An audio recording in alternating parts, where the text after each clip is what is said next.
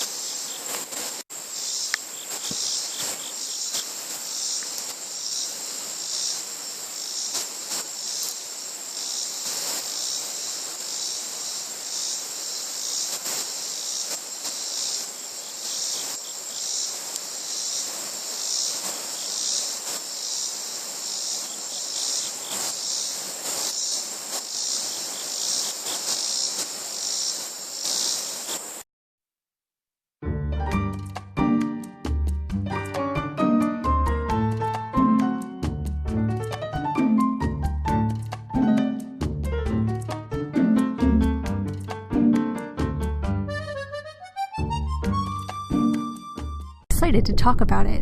Leafy sea dragons live in shallow waters off the southern coasts of Australia. They average 1 foot in length and typically appear in shades of yellow, brown, and olive green. Their color is dependent on their age, diet, and environmental stressors. Probably their most defining characteristic, however, are their leaf-like appendages. These leafy bits help leafy sea dragons blend into kelp forests, seagrass meadows, and seaweed beds they tend to inhabit. It should be mentioned that these sea dragons have a similar-looking cousin, the weedy sea dragon, but that these are in fact separate species. Also, leafy sea dragons look a lot like seahorses, but they're considered to be more closely related to pipefish. Though, they still are related to seahorses too. That's even apparent in how they raise their young. Like seahorses, the male leafy sea dragon is in charge of brooding the eggs, though he doesn't possess a pouch the way a seahorse does. A female leafy sea dragon will produce somewhere around 200 eggs that she will transfer to the male. The male fertilizes the eggs during this transfer and places them along the underside of his tail. His tail is equipped with egg cups, or small indentations to hold them close. He'll raise the eggs for about a month, at which point they will begin to hatch. The eggs hatch over the course of a week to help raise the baby's chance of survival because, as babies, leafy sea dragons are quite vulnerable.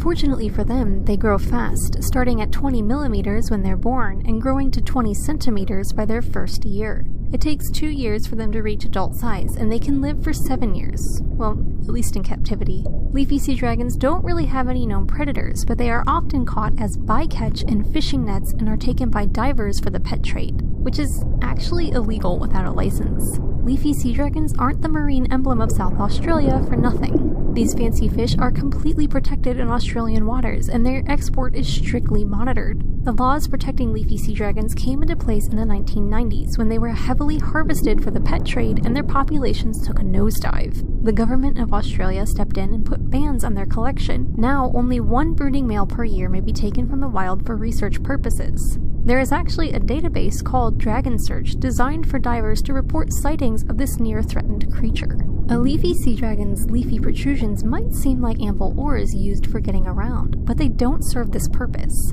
They're mostly decorative, that is, if you consider camouflage decorative, and I know some people do. Looking at you, sis.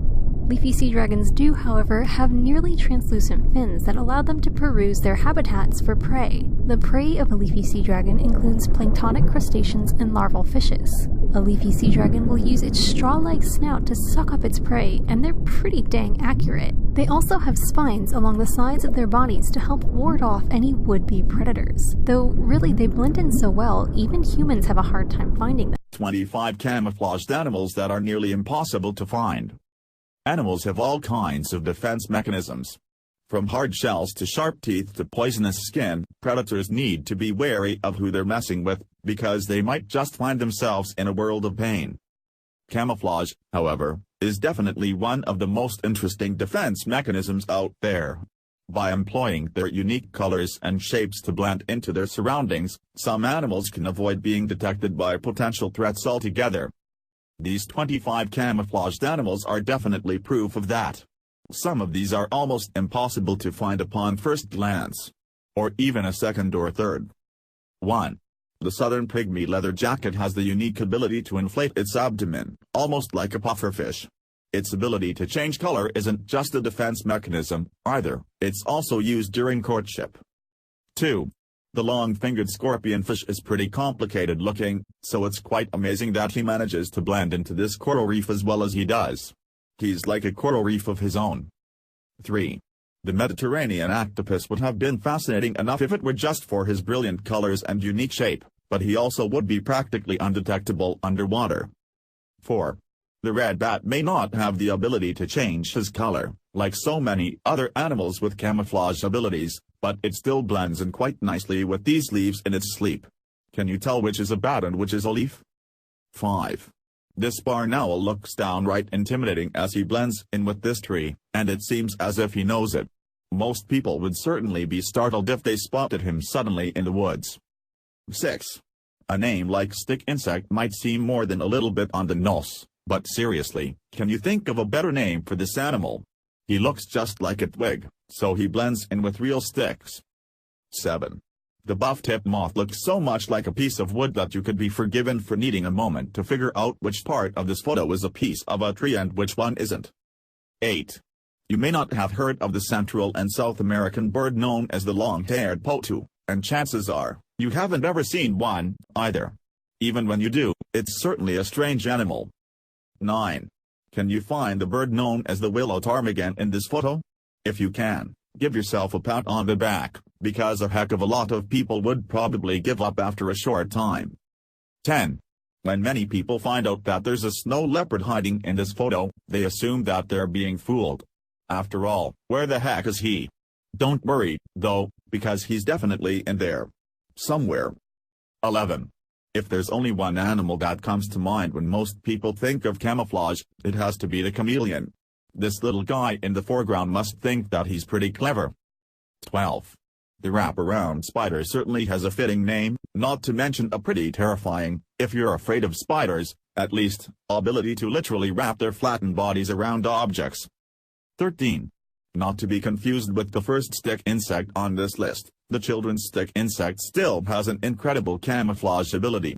Even if it does look quite a bit more like a leaf than a stick. 14. The great tree frog in this photo is hiding extremely well. If it's this frustrating for us to find this one little guy, can you even imagine how difficult it must be for a hungry predator? 15. Can you find the pygmy seahorse in this photo? Here's a helpful hint, he's the one that, despite blending in quite nicely with the coral, is still shaped conspicuously like a seahorse. Does that help? 16. The Uroplatus gecko may be relatively easy to locate here, as he's a pretty noticeable bump on this tree. But if you were to look at it from a distance, you'd be unlikely to see the little guy. 17. These leaf litter toads certainly have a fitting name. Not to mention a color and shape that renders them amazingly difficult to find. If you ever find yourself in central Vietnam, watch your step. 18. You just have to love how hilariously obvious the names are for these camouflaged animals. Why is this animal called the leaf-tailed gecko? Well, because his tail looks like leaf. Dumb. 19. The great horned owl certainly is great at using camouflage effectively. Interestingly, his unique colors allow him to keep hidden just as well during the day than at nighttime. 20. You'll definitely need to take a long hard look at this photograph in order to spot the common barren caterpillar hidden in it. He really blends in so thoroughly with that leaf that he's practically invisible. 21. Besides having an amazing name, the Glaeert seadragon, or leafy seadragon, does a great job of making himself look like a plant. Much like the pygmy seahorse, though, you can find him thanks to his telltale shape. 22. The leaf insect Phyllium giganteum is about as difficult to find in this photo as his name is to pronounce.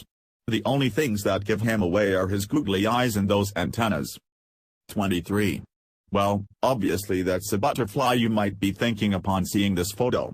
That may be true, but if you didn't know there was a butterfly hiding at all, you may have never noticed. 24. Speaking of bugs, meet the California stick insect. You must think he's pretty clever, and he deserves to feel that way. Camouflage really is one of Mother Nature's greatest inventions, and this little guy knows it. 25. The ghost pipefish certainly earns his name. Even though he's swimming right in the middle of this photograph, it'd be easy to confuse him for the spiny seaweed next to him. Let's hope he doesn't bump into a vegetarian fish. Each one of these animals is absolutely spectacular. Hopefully they'll use their amazing abilities to stay safely hidden.